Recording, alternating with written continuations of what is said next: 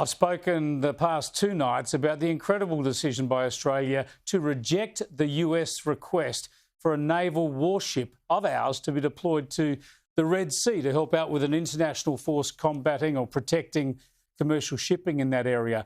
The Defence Minister, Richard Marles, has spoken about this today to our own Kieran Gilbert. Here's his justification. We still have very significant capability within our Navy. This is a decision which is based on where our strategic focus must lie, and it must lie within our immediate region. Richard Marles there. Let me bring in former Foreign Minister Alexander Downer live in the studio. Thanks for joining us again, Alexander. Richard Marles says we've got the capability. It's all about focusing on our region.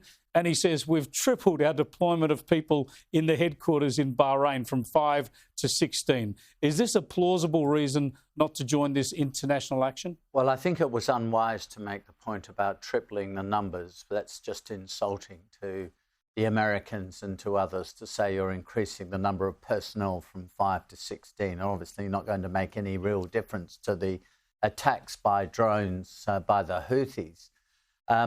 Look, this has come at a terrible time for the Australian government, this decision, because no sooner has the AUKUS legislation passed through the US Congress and the US administration made a major effort to get that through, the Australian government, at the first request to help the Americans with some really important exercise, decide not to go along with it.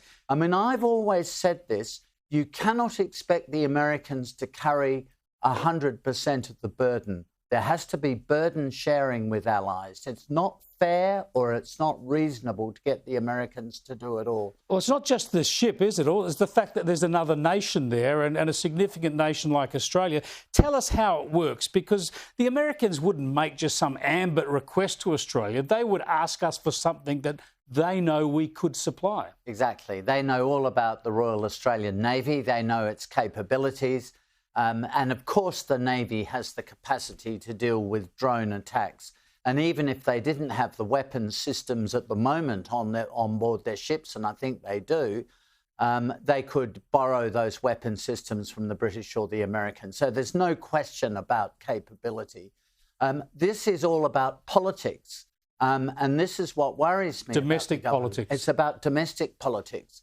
It's about making sure the Labor Party doesn't get, in particular, the Muslim population and the far left in the inner cities offside, so all those people drift away and vote away from Labor for the Greens.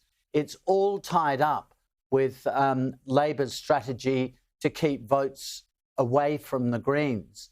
It's not anything to do with defence capability.